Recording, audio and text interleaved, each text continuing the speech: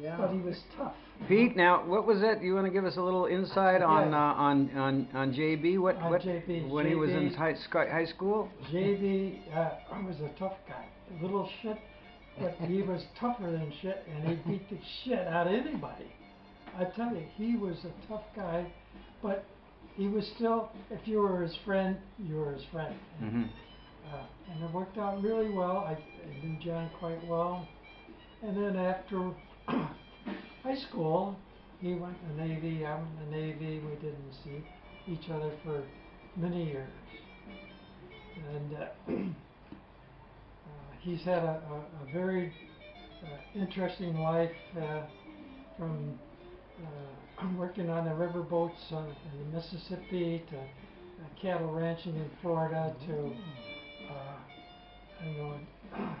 He was a bar owner in Chicago. He told me, in Chicago, and a taxi driver, a hack. Yeah, drove hacks in Chicago. And I think more recently he was a truck driver, right? Yeah, he did that too. He was a gigolo in Montreal. And he lived down in the Virgin Islands for a while. I don't know exactly what he did down there, but very varied life, and always very promiscuous. That's probably his downfall. But he was very proud of that fact. And maybe it had something to do with him being a little shit. I don't know, but he was a good friend. We always got along well. We understood each other, and I miss him. I miss him. Thank you, Pete. That was nice of you to give us the inside info on JB. And of course, here's the frog. Tell us your inside info on John Hirsch. Well, he always used to call me son. How are you, son? And he'll be walking around the 2 blocks. Sometimes I meet him in the pool, and he had all these pimples on his face.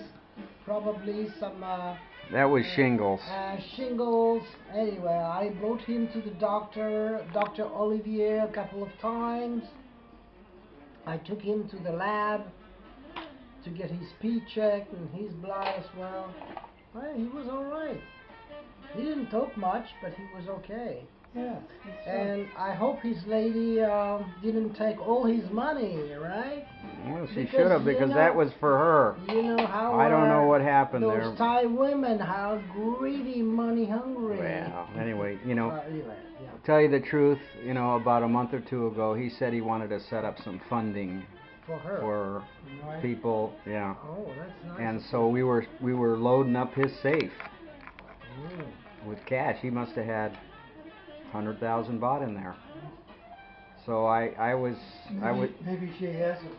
I hope so, because it was for her. But I would have hoped that she would have contacted me first. But I didn't. By the time I got there, they were removing the body, and then I went down to call the sister. And when I got back, everything was gone. And then I went inside and I said, and she said, "Oh, I gave it." The police took it off. Yeah, the police took it off. But I think she has. Well, she should. God bless her if she did. I think so too. That's how I feel. Yeah, because that was for her. Because in the last month we were loading it up. That's how John was. Yeah. So that wouldn't surprise me at all, and that she knew that, and she. Yeah, because she knew the code, so he must have talked to her about it. Yeah, I would think so. Oh, yeah. I have one thing to say about John. Sometimes he wanted to have some young pussy, so I hooked him up with Joy and with Da, and Da spent about... Well, this was 5 years ago, okay? Yeah, quite a while. Yeah, quite some time ago. But he liked young girls too, I can tell you that, Oh, John was... Yeah, he was a hot number, right? Okay, John. I hope you meet Da up there, alright? Because she died 2 years ago. Poor girl. Yeah. Anyway, John, we love you. I love you, John. Hey, that Hong Kong really brings out the true stories.